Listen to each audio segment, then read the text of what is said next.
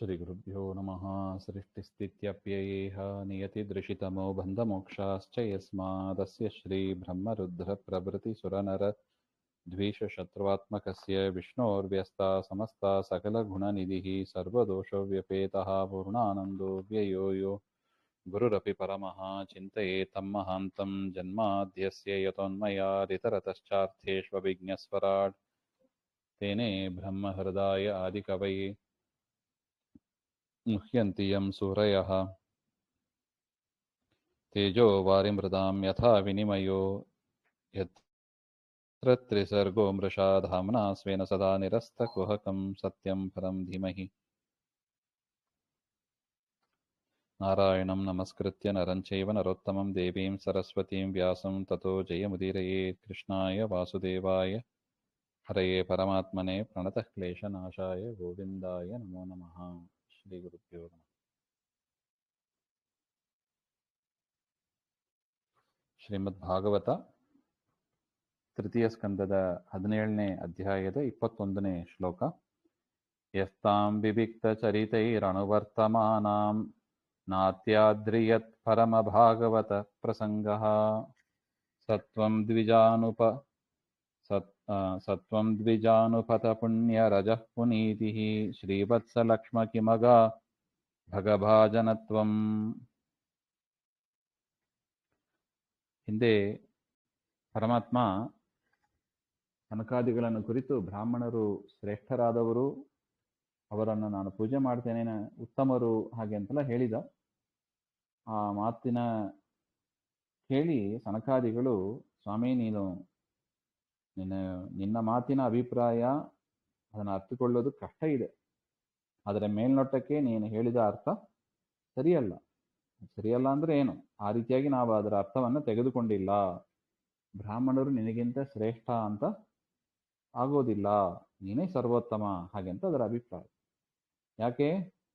ಬ್ರಾಹ್ಮಣರು ಧರ್ಮವನ್ನು ಆಚರಣೆ ಮಾಡತಕ್ಕವರು, ಧರ್ಮಾಚರಣೆಯಿಂದ ಮೋಕ್ಷವನ್ನು ಪಡೆಯುವವರು. ಆ ಧರ್ಮಕ್ಕೆ ಅಭಿಮಾನಿಯಾದವರು ಧರ್ಮದ ದೇವತೆ ಯಮದೇವರು ಅಂತ.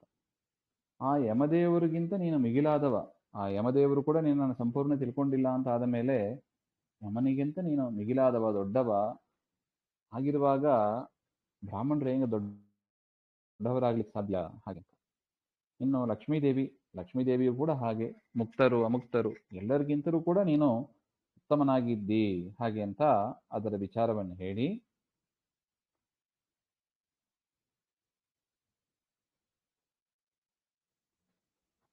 ಯಾರು ನಿನ್ನಲ್ಲಿ ಹೆಚ್ಚು ಭಕ್ತಿಯನ್ನ ಮಾಡ್ತಾರೋ ಅವರಲ್ಲಿ ನೀನು ಅತೀ ದಯೆಯನ್ನ ತೋರಿಸ್ತಾ ಇದ್ದೀಯ. ಅದೇ ರೀತಿಯಾಗಿ ನೋಡಿದರೆ ಲಕ್ಷ್ಮಿ ಪರಮಾತ್ಮನಲ್ಲಿ ಶ್ರೇಷ್ಠವಾದ ಭಕ್ತರು ಅಂದರೆ ಲಕ್ಷ್ಮೀದೇವಿ. ವಾಯುದೇವರು ಬ್ರಹ್ಮದೇವರಿಗಿಂತಲೂ ಕೂಡ ಅಧಿಕವಾದ ಭಕ್ತಿ ಸಂಪನ್ನರಾದವರು ಅಂದರೆ ಲಕ್ಷ್ಮೀದೇವಿ. ಅದರಿಂದ ಅವಳಲ್ಲಿ ಉತ್ತಮ ಸ್ನೇಹವನ್ನು ನೀನು ಮಾಡ್ತೀಯ. ಅಂತಹ ಅಸಾಧಾರಣವಾದ ಸೇವೆಗಳನ್ನ ಅನುಸರಿಸಿ ಮಾಡತಕ್ಕವರು ಲಕ್ಷ್ಮೀದೇವಿ.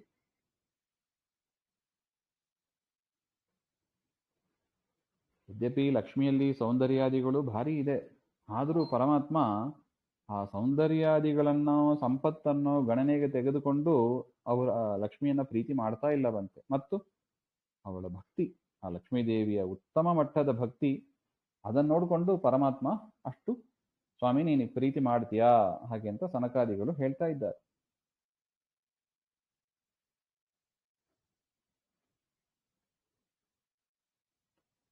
ಆ ಕಾರಣದಿಂದಲೇ, ಯಾವ ಕಾರಣದಿಂದ ನೀನು ಸರ್ವೋತ್ತಮನಾಗಿದ್ದಿ ಅಂತ ನೀನು ಬ್ರಾಹ್ಮಣರನ್ನ ಅನುಸರಿಸಿ ಅವರ ಹಿಂದೆ ಆ ಬ್ರಾಹ್ಮಣರು ನಿನ್ನನ್ನು ಹಿಂಬಾಲಿಸಿಕೊಂಡು ನಡೀತಾರೆ. ಅದರಿಂದ ಏನಾಗ್ತದೆ, ನಿನ್ನ ಪಾದದ ಧೂಳಿ ಅವ್ರ ಮೇಲೆ ತಾಕ್ತದೆ. ನಡೆಯುವಾಗ ಚಪ್ಪಲಿಯಿಂದ, ಪಾದರಕ್ಷೆಯಿಂದ ಸ್ವಲ್ಪ ಧೂಳು ಮೇಲಕ್ಕೆ ಬರುತ್ತದೆ. ಆ ಧೂಳು ಹಿಂದೆ ಬರುವವರ ಮೇಲೆ ಬೀಳ್ತದೆ. ಹಿಂದೆ ಬ್ರಾಹ್ಮಣರು ಬಂದ್ರೆ ನಿನ್ನನ್ನು ಅನುಸರಿಸಿ ಆ ಬ್ರಾಹ್ಮಣರ ಮೇಲೆ ಆ ಪಾದ ಧೂಳಿ ತಾಕಿ ಅವರು ಪವಿತ್ರರಾಗ್ತಾರೆ. ಪವಿತ್ರನಾಗಿ ನೀನು ಮಾಡಿಸ್ತೀಯ.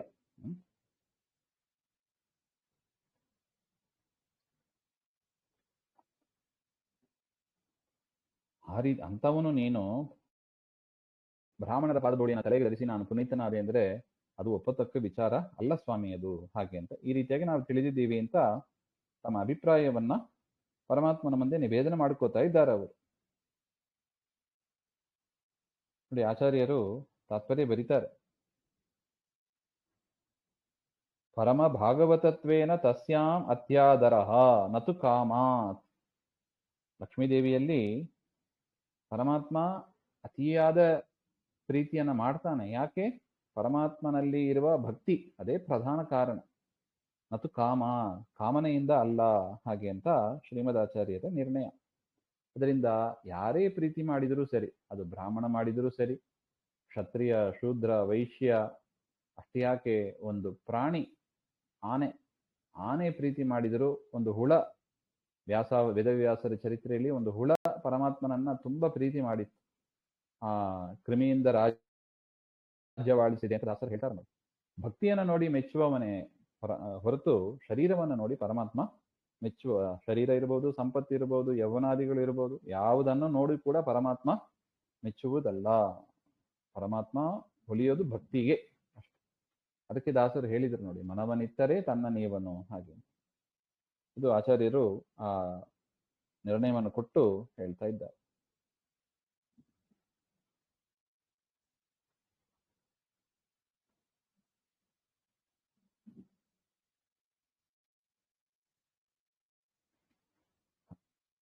ಹರಿಭಕ್ತಿರ್ ಹರೇ ಪ್ರೀತಿರ್ ಜ್ಞಾನಾನಂದಾದಯೋ ಗುಣ. ಆ ಲಕ್ಷ್ಮಿಯಲ್ಲಿ ಇರುವ ಗುಣವನ್ನು ಹೇಳುವಾಗ ಪರಮಾತ್ಮನಲ್ಲಿ ಭಕ್ತಿ, ಪರಮಾತ್ಮನ ಪ್ರೀತಿ, ಜ್ಞಾನ, ಆನಂದ ಇವೇ ಮೊದಲಾದ ಗುಣಗಳನ್ನ ತುಂಬಿ ಲಕ್ಷ್ಮೀದೇವಿ ಇದ್ದಾರೆ, ಹಾಗೆ ಅಂತ ತತ್ವನಿರ್ಣಯ ಅಂತ ಒಂದು ಗ್ರಂಥ. ಅಂತ ಗುಣದವರು ಲಕ್ಷ್ಮೀದೇವಿ, ಹಾಗೆ ಅಂತ. ಅದರಿಂದ ಪರಮಾತ್ಮ ಲಕ್ಷ್ಮಿಯನ್ನ ಮೆಚ್ಚುತ್ತಾನೆ, ಅದು ಭಕ್ತಿಯಿಂದ ಹೊರತು ಬೇರೆ ಕಾರಣದಿಂದ ಅಲ್ಲ, ಹಾಗೆ ಅಂತ. ಧರ್ಮಸ್ಯತೆ ಭಗವತಸ್ತ್ರಿಯುಗತ್ರಿಭಿಃ ಸ್ವೈಃ ಪದ್ದಿಶ್ಚರಾಚರಮಿದಂ ದ್ವಿಜದೇವತಾರ್ಥಂ ನೂನಂ ಭೃತಂ ತದಭಿಘಾತಿ ರಜಸ್ತಮಶ್ಚ ಸತ್ವೇನ ನೋ ವರದಯ ತನುವಾನಿರಸ್ಯ. ಸ್ವಾಮಿ, ನೀನು ರಕ್ಷಣೆ ಮಾಡತಕ್ಕದ್ದು ಲೋಕ ಇದು, ಅಂದ್ರೆ ಪರಮಾತ್ಮ ಸ್ವತಃ ಇದ್ದು ರಕ್ಷಣೆ ಮಾಡತಕ್ಕದ್ದು ಅನಂತಾಸನ, ಶ್ವೇತದ್ವೀಪ, ವೈಕುಂಠ ಇತ್ಯಾದಿಗಳು. ಆ ಮೂರು ರೂಪದಿಂದ ಮೂರು ಲೋಕದಲ್ಲಿ ಇದ್ದು ಬ್ರಾಹ್ಮಣರು ದೇವಕಾರ್ಯ ರೂಪವಾದ ಧರ್ಮವನ್ನ ಮಾಡಿಸುವುದಕ್ಕಾಗಿ ಈ ಚರಾಚರ ಪ್ರಪಂಚವನ್ನು ನೀನು ರಕ್ಷಣೆ ಮಾಡ್ತಾ ಇದ್ದಿ. ಅದರಿಂದ ಧರ್ಮ ಪ್ರಧಾನವಾದದ್ದು ಜೀವನ ಅಂತ ಧರ್ಮವನ್ನ ನಾಶ ಮಾಡತಕ್ಕದ್ದು ಯಾವುದು? ರಜೋಗುಣ, ತಮೋಗುಣ.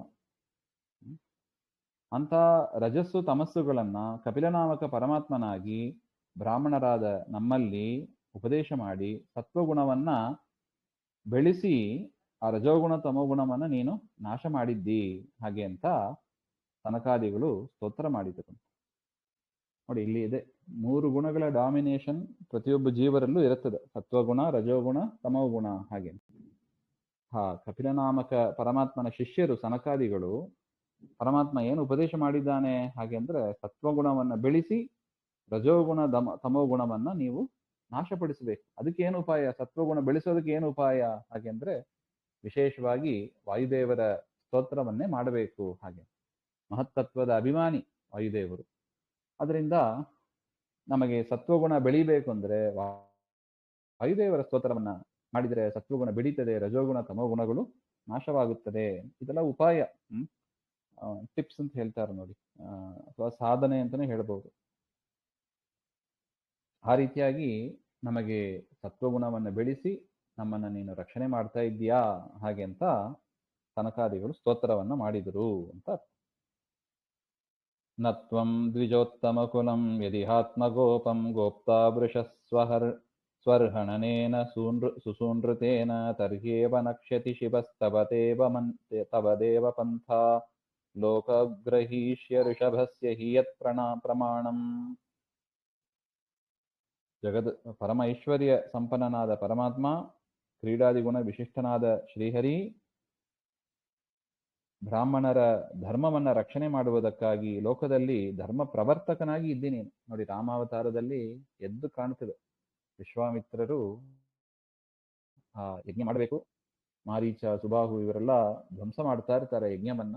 ರಾಮಚಂದ್ರ ಬಂದು ಯಜ್ಞ ನಿರ್ವಿಘ್ನವಾಗಿ ಮಾಡ್ತಾನೆ. ಬ್ರಾಹ್ಮಣರು ಮಾಡುವ ಧರ್ಮ ಕಾರ್ಯದಲ್ಲಿ ವಿಶೇಷವಾಗಿ ರಕ್ಷಣೆಯನ್ನ ಮಾಡತಕ್ಕವ ಪರಮಾತ್ಮ ರಾಮಚಂದ್ರ ಹಾಗೆ ಅಂತ.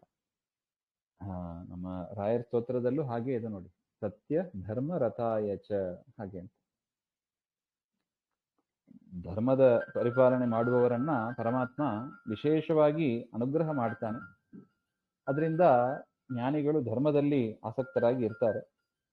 ಅಂತ ಧರ್ಮ ಪ್ರವರ್ತಕನಾಗಿ ಸ್ವಾಮಿ ನೀನಿದ್ದಿ.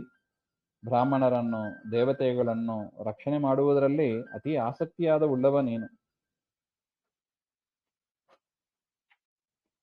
ಅಕಸ್ಮಾತ್ ನೀನು ಬ್ರಾಹ್ಮಣರನ್ನ ರಕ್ಷಣೆ ಮಾಡದೆ ಹೋದರೆ ಆ ಕ್ಷಣದಲ್ಲೇ ನಿನ್ನ ಪ್ರೀತಿಗೆ ಕಾರಣವಾದ ಈ ಧರ್ಮ ನಶಿಸಿ ಹೋಗ್ತದೆ. ಪರಮಾತ್ಮ ರಕ್ಷಕನಾಗಿ ಇಲ್ಲದೆ ಹೋದ ಪಕ್ಷದಲ್ಲಿ ಧರ್ಮವೇ ನಶಿಸಿ ಹೋಗ್ತದೆ. ಪರಮಾತ್ಮ ಪ್ರೀತಿಯಿಂದ ಧರ್ಮ ಮಾಡುವವರನ್ನ ರಕ್ಷಣೆ ಮಾಡ್ತಾನೆ ಎಂಬ ಅದಕ್ಕಾಗಿ ಧರ್ಮ ಉಳಿದಿದೆ.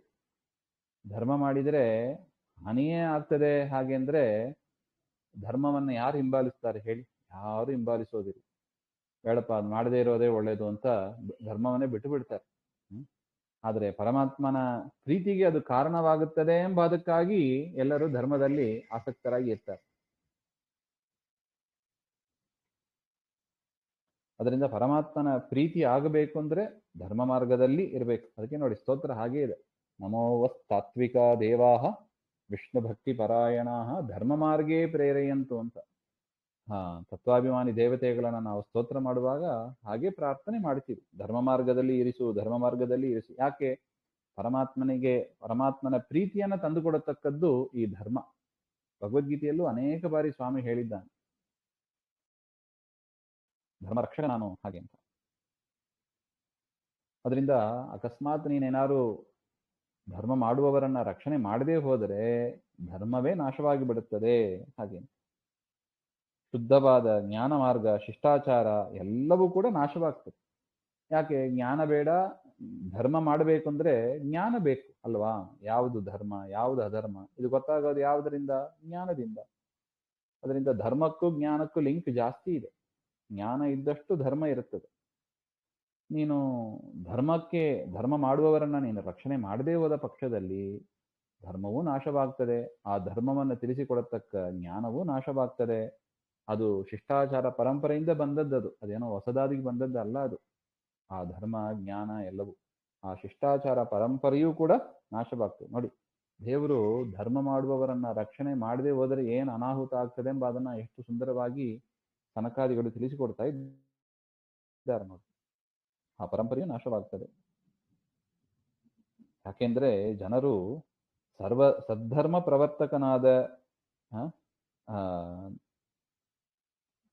ದೊಡ್ಡವರು ಮಾಡಿದ ಕೆಲಸಗಳನ್ನ ಮಾಡ್ತಾರೆ. ಯದ್ಯದಾಚರತಿ ಶ್ರೇಷ್ಠ ತತ್ತದೇವ ಇತರೋ ಜನ. ದೊಡ್ಡವರು ಮಾಡಿದನ್ನ ಸಣ್ಣವರು ಮಾಡಿ ಅವರನ್ನ ಫಾಲೋ ಮಾಡಿ ಹೋಗ್ತಾರೆ.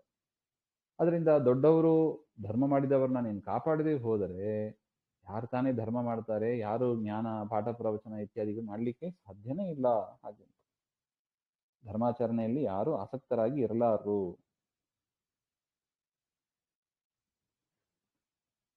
ಅದರಿಂದ ನೀನು ಧರ್ಮವನ್ನ ಮಾಡುವವರನ್ನ ರಕ್ಷಣೆ ಮಾಡ್ತಿ, ಹೌದು. ಇಲ್ಲದಿದ್ರೆ ಇಷ್ಟು ಹಾನಿ ಆಗ್ತದೆ. ಅದರರ್ಥ ಅವರು ಸರ್ವೋತ್ತಮ ಅಂತ ಹೇಳಿಕ್ ಬರೋದಿಲ್ಲ. ಧರ್ಮ ರಕ್ಷಕನಾದ ನೀನೇ ಸರ್ವೋತ್ತಮ ಹಾಗೆ. ನೋಡಿ, ಆಚಾರ್ಯರು ಹೇಳ್ತಾ ಇದ್ದಾರೆ, ಆತ್ಮೇವ ಗೋಪಾಯ ಯಸ್ಯ ತದಾತ್ಮಕೋಭಂ ಅಂತ. ಪರಮಾತ್ಮನೇ ಎಲ್ಲರಿಗೂ ರಕ್ಷಕನಾಗಿ ಇರ್ತಾನೆ. ಬ್ರಾಹ್ಮಣರ ಸಮೂಹಕ್ಕೂ ಕೂಡ ಅವನೇ ರಕ್ಷಕ ಹಾಗೆ ಅಂತ.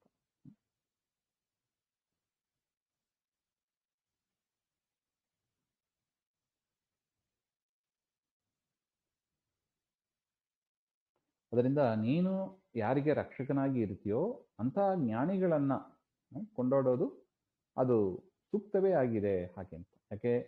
ಜ್ಞಾನಿಗಳನ್ನ ಕೊಂಡಾಡಿದರೆ ಅದು ಕೂಡ ಪರಮಾತ್ಮನ ಉತ್ತಮತ್ವದಲ್ಲಿ ಸೇರ್ತದೆ. ಅದರಿಂದ ಜ್ಞಾನಿಗಳನ್ನ ಕೊಂಡಾಡಬೇಕು ಹಾಗೆ ಅಂತ ಒಟ್ಟು. ತತ್ತೇ ಅನಭೀಷ್ಟಮಿವ ಸತ್ವನಿಧೇರ್ವಿಧಿತ್ಸೋಃ ಕ್ಷೇಮಂ ಜನಾಯ ನಿಜಶಕ್ತಿಭಿರುದ್ಧಾರೇಃ ನೈತಾವತಾ ತ್ರಿಧಿಪತೇರ್ಭತ ವಿಶ್ವಭರ್ತುಃ ತೇಜಕ್ಷತಿಸ್ತ್ವವನತಸ್ಯ ಸತೆ ವಿನೋದಃ.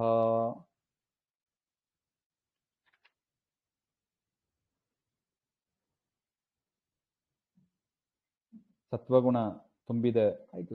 ನೋಡಿ, ಯಾಕೆ ಸತ್ವಗುಣ ತುಂಬಬೇಕು, ರಜೋಗುಣ ತಮೋಗುಣ ಯಾಕೆ ನಾಶವಾಗಬೇಕು? ಪ್ರತಿಯೊಬ್ಬ ಜೀವರಲ್ಲೂ, ಮೋಕ್ಷವನ್ನ ಬಯಸುವ ಜೀವರಲ್ಲಿ ಇದಾಗಲೇಬೇಕಾದ ಒಂದು ಕಾರ್ಯ ಇದು. ಸತ್ವಗುಣ ಬೆಳಿಬೇಕು, ತಮೋಗುಣ ರಜೋಗುಣ ನಾಶವಾಗಬೇಕು ಹಾಗೆ ಅಂತ.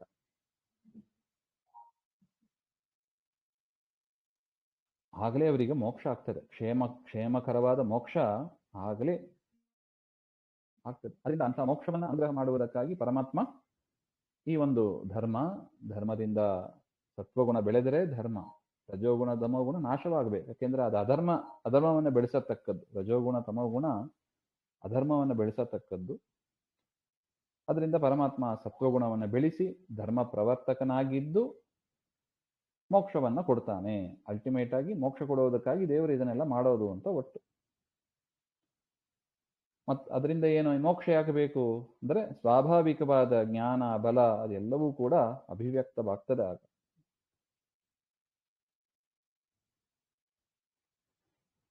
ಅದರಿಂದ ಸ್ವಾಮಿ, ನೀನು ವೇದವ್ಯಾಸರಾಗಿ ಕಪಿಲ, ರಾಮ, ಕೃಷ್ಣ ಅನೇಕ ರೂಪದಲ್ಲಿ ಯಾರು ಧರ್ಮಕ್ಕೆ ಶತ್ರುಗಳಾಗಿದ್ದಾರೆ ಅವರನ್ನ ನೀನು ಧ್ವಂಸ ಮಾಡ್ತೀಯಾ.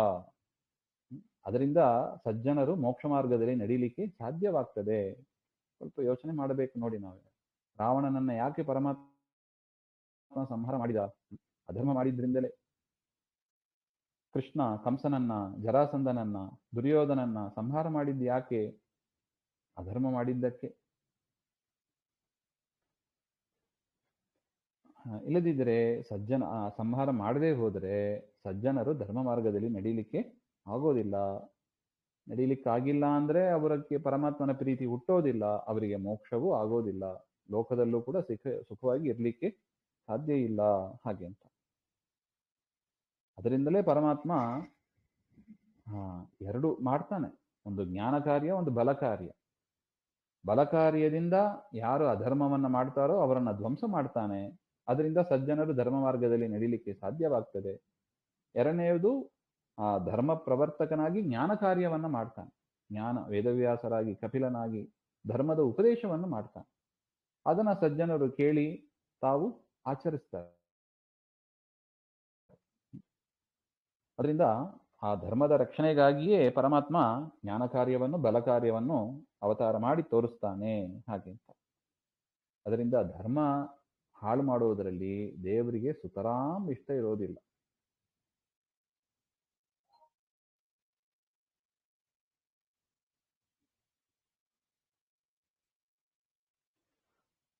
ಅಂಥ ಧರ್ಮದ ರಕ್ಷಣೆಗಾಗಿ ಮೂರು ಲೋಕದ ಒಡೆಯನಾದ ಸಕಲ ಜೀವರಾಶಿಗಳಿಗೂ ಕೂಡ ರಕ್ಷಕನಾದ ನಿನಗೆ ಬ್ರಾಹ್ಮಣರನ್ನ ಸ್ತೋತ್ರ ಮಾಡುವುದರಿಂದ, ನಮಸ್ಕಾರ ಮಾಡುವುದರಿಂದ ನಿನಗೇನಾಗ್ಲಿಕ್ಕಿದೆ? ನಿನಗೇನು ಆಗೋದಿಲ್ಲ. ಪರಮಾತ್ಮನಿಗೆ ಯಾವ ಪ್ರಯೋಜನವೂ ಇಲ್ಲ, ನಿಷ್ಪ್ರಯೋಜಕ. ಆದರೂ ಕೂಡ ದೇವರು ಧರ್ಮ ಮಾರ್ಗದಲ್ಲಿ ಇರುವವರನ್ನ ಯಾಕೆ ಪೂಜೆ ಮಾಡ್ತಾನೆ? 4 ಜನರು ನೋಡಿ ಅವರು ಕೂಡ ಧರ್ಮ ಮಾರ್ಗದಲ್ಲಿ ನಡೀತಾರೆ. ಅದಕ್ಕಾಗಿ ದೇವರು ಬ್ರಾಹ್ಮಣರನ್ನ ಹೊಗಳ್ತಾನೆ ಹೊರತು ಬ್ರಾಹ್ಮಣರು ಸರ್ವೋತ್ತಮ ಎನ್ನುವ ಅರ್ಥದಲ್ಲಿ ನಾವು ಅದನ್ನ ತೆಗೆದುಕೊಳ್ಬಾರ್ದು. ಬ್ರಾಹ್ಮಣರನ್ನ ಹೊಗಳ್ರೆ 4 ಜನ ಅದನ್ನ ನೋಡಿ ತಾವು ಕೂಡ ಧರ್ಮ ಮಾರ್ಗದಲ್ಲಿ ನಡೀತಾರೆ. ಅದರಿಂದ ದೇವರ ಪ್ರೀತಿ, ಮೋಕ್ಷ ಎಲ್ಲವೂ ಸಿಗಲಿಕ್ಕೆ ಸಾಧ್ಯ ಹಾಗೆ ಅಂತ. ಅದರಿಂದ ಪರಮಾತ್ಮ ಬ್ರಾಹ್ಮಣರನ್ನ ಹೊಗಳ್ತಾನೆ ಅಂದ್ರೆ ಅದು ನಿಜವಾದ ಅಭಿಪ್ರಾಯ ಏನು ಎಂಬುದನ್ನ ಸನಕಾದಿಗಳ ಮೂಲಕ ನಮಗೆ ತಿಳಿಸಿಕೊಡ್ತಾ ಇದ್ದಾರೆ.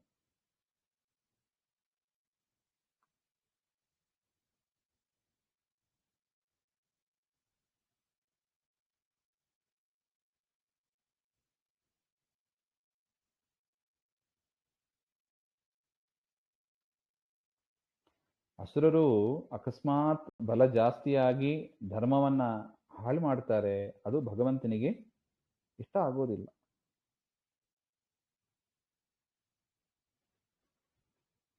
ಅದರರ್ಥ ಅಸುರರನ್ನೇ ಇಲ್ಲದಂತೆ ಮಾಡಬಹುದಲ್ಲ ಅಂತ ಒಂದು ಪ್ರಶ್ನೆ ಬರ್ತದೆ.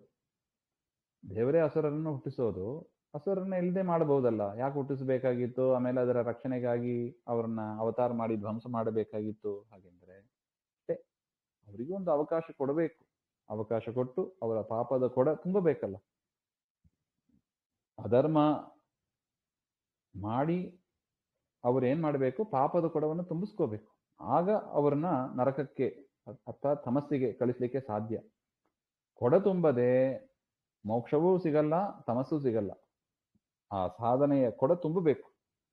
ಅದು ಪಾಪ ಸಾಧನೆ ಇರಬಹುದು, ಪುಣ್ಯ ಸಾಧನೆ ಇರಬಹುದು. ಅದರಿಂದ ದೇವರಿಗೆ ಏನು ಆಗೋದಿಲ್ಲ. ಅನೇಕ ಜನರು ಮೋಕ್ಷಕ್ಕೆ ಹೋದರು, ಅನೇಕ ಜನ ತಮಸ್ಸಿಗೆ ಹೋದರು. ದೇವರಿಗೆ ಏನು ಅದರಿಂದ? ದೇವರಿಗೆ ಏನೂ ಇಲ್ಲ, ನಿರ್ವಿಕಾರ ದೇವ್. ಅದರಿಂದ ಅಸುರರ ಬಲ ಜಾಸ್ತಿ ಆದರೆ ತೊಂದರೆ ಯಾರಿಗೆ? ಸಜ್ಜನರಿಗೆ. ಅದರಿಂದ ಅವರಿಗೆ ತೊಂದರೆ ಜಾಸ್ತಿ.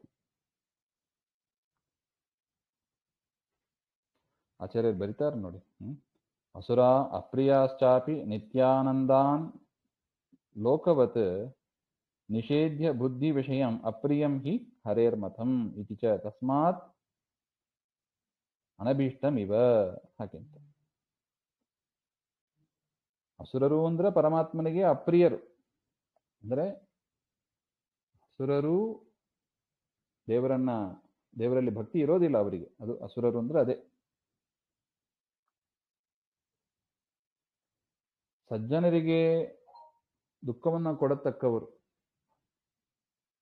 ಅಂಥವರಿಗೆ ಪರಮಾತ್ಮ ಅಪ್ರಿಯನೇ ಆಗಿರ್ತಾನೆ. ಪ್ರಿಯ ಆಗೋದೇ ಇಲ್ಲ. ಯಾಕೆ? ಧರ್ಮದ ಪರಿಪಾಲನೆ ಆಗಬೇಕಾಗಿದೆ ಹಾಗೆ ಅಂತ.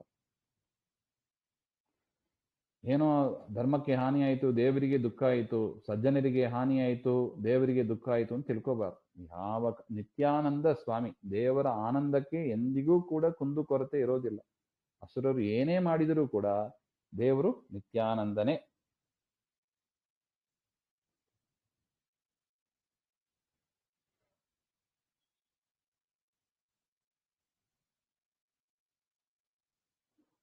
ಸಜ್ಜನರಿಗೆ ಅಪಾಯ ಉಂಟಾಗುವಷ್ಟು ಅಸುರರನ್ನ ಬೆಳೆಸಬಾರದು ಹಾಗೆ ಅಂತ. ಅದರಿಂದ ಅಸುರರು ಸ್ವಲ್ಪ ಬೆಳೆದಾಗಲೇ ಅವರು ಕತ್ತರಿಸಿಬಿಡ್ತಾನೆ ದೇವರು. ಇಲ್ಲದಿದ್ರೆ ಸಜ್ಜನರಿಗೆ ಸಾಧನೆ ಮಾಡ್ಲಿಕ್ಕೆ ಆಗೋದಿಲ್ಲ ಹಾಗೆ ಅಂತ. ಅದರಿಂದ ಅಸುರರು ಅಂದ್ರೆ ಪರಮಾತ್ಮನಿಗೆ ಅಪ್ರಿಯ ಅಂತ ಕಾಣಿಸ್ತದೆ. ಆದರೆ ವಾಸ್ತವಿಕವಾಗಿ ದೇವರಿಗೆ ಅಸುರರನ್ನ ಸಂಹಾರ ಮಾಡಿಯೂ ಸುಖ ಅಂಬಾದು ಇಲ್ಲ. ಸುಖ ಅಂಬಾದು ಇಲ್ಲ ಅಂದ್ರೆ ಏನು? ಆ ಸಂಹಾರದ ನಿಮಿತ್ತ ಸುಖ ಅಂತ ಇಲ್ಲ. ದೇವರು ನಿತ್ಯ ಆನಂದ, ಸ್ವರೂಪಭೂತವಾದ ಆನಂದ ಅವನಿಗೆ ನಿತ್ಯದಲ್ಲೂ ಇದೆ ಅಂತ ಅದರ ಅಭಿಪ್ರಾಯ. ಯಂ ವಾನಯೋರ್ ಧಮಮಧೀಶ ಭವಾನ್ ವಿಚಷ್ಟೇ ವೃತ್ತಿಂ ಚ ವಾ ತದನುಮನ್ಮಹಿ ನಿರ್ವ್ಯಲೀಕಂ ಅಸ್ಮಾಸು ವಾ ಯ ಉಚಿತೋ ಧ್ರಿಯತಾಂ ಸದಂಡೋ ಏನಾಗಸೌ ವಯಮಯುಂಕ್ಷ್ಮಹಿ ಕಿಲ್ಬಿಷೇನ. ಸ್ವಾಮಿ ಸನಕಾದಿಗಳು ಹೇಳ್ತಾರೆ, ಈ ಜೈ ವಿಜಯರಿಗೆ ನಾವೇನು ಶಾಪ ಕೊಟ್ಟಿದ್ದೀವಿ, ಆ 3 ಬಾರಿ ಅಸುರರಾಗಿ ಹುಟ್ಟಬೇಕು ಹಾಗೆ ಅಂತ. ನೋಡಿ, ಅಸುರರಿಗೆ ಅಸುರರಾಗಿ ಹುಟ್ಟು ಅಂದ್ರೆ ಏನರ್ಥ? ಪರಮಾತ್ಮನಿಗೆ ಅಪ್ರಿಯರಾಗ್ತಾರೆ ಅಂತ ಅರ್ಥ. ಅದನ್ನೇ ಎಷ್ಟೊತ್ತು ಹೇಳಿದ್ರು ಅವರು. ಧರ್ಮಕ್ಕೆ ವಿರುದ್ಧವಾಗಿ ನಡ್ಕೊಳ್ಳುವವರು ಅಸುರರು ಅಂತ. ಈಗ ಜೈ ವಿಜಯರು 3 ಬಾರಿ ಅಸುರರಾಗಿ ಹುಟ್ಟಬೇಕು. ಅದನ್ನ ನೀನು ಒಪ್ಕೋತೀಯೋ, ಅದನ್ನ ನೀನು ತೆಗೆದಾಕ್ತೀಯೋ, ನಾವು ಕೊಟ್ಟ ಶಾಪವನ್ನು ತೆಗೆದಾಕ್ತೀಯೋ, ನೀ ಏನು ಮಾಡಿದರೂ ನಾವು ಅದನ್ನು ಒಪ್ಕೋತೀವಿ. ಯಾಕೆ? ಪರಮಾತ್ಮನ ಡಿಸಿಷನ್ ಇದೆ ನೋಡಿ, ಅದರ ಹಿನ್ನೆಲೆಯಲ್ಲಿ ತುಂಬಾ ರೀಸನ್ಸ್ ಇರುತ್ತದೆ. ಅದರಿಂದ ನೀನೇ ತೀರ್ಮಾನ ಮಾಡು, ಇವರು ಅಸುರರಾಗಿ ಹೋಗಬೇಕೋ ಅಥವಾ ಇಲ್ಲೇ ಇರಬೇಕು, ಒಂದು ಅಂಶದಿಂದ ಹೋಗಬೇಕು, ಅಥವಾ ಆ ಅಂಶ ಹೋಗೋದು ಬೇಡ, ಇಲ್ಲೇ ಇರಲ್ಲೋ ನಮ್ಮ ಶಾಪವನ್ನ ತೆಗೆದುಕೋಬೇಕೋ, ಅದೆಲ್ಲವೂ ಕೂಡ ನಿನಗೆ ಬಿಟ್ಟದ್ದು ಹಾಗೆ ಅಂತ. ಅಥವಾ ಜೈ ವಿಜಯರು ಏನು ತಪ್ಪೇ ಮಾಡಿಲ್ಲ, ಅವರು ಕರೆಕ್ಟಾಗೇ ಮಾಡಿದ್ದಾರೆ, ಸರಿಯಾಗಿ ವಿಚಾರ ಮಾಡದೆ ಅವರಿಗೆ ಶಾಪ ಕೊಟ್ಟದ್ದು ನಿಮ್ದೇ ತಪ್ಪು ಹಾಗೆ ಅಂತ ನಮಗೆ ಏನಾದ್ರು ಶಿಕ್ಷೆ ಕೊಟ್ಟರು ಅದನ್ನು ಕೂಡ ನಾವು ತೆಗೆದುಕೊಳ್ಳಿಕ್ಕೆ ತಯಾರಾಗಿದ್ದೀವಿ ಹಾಗೆ. ಅದು ಕೂಡ ನಮಗೆ ಒಪ್ಪಿಗೆಯೇ.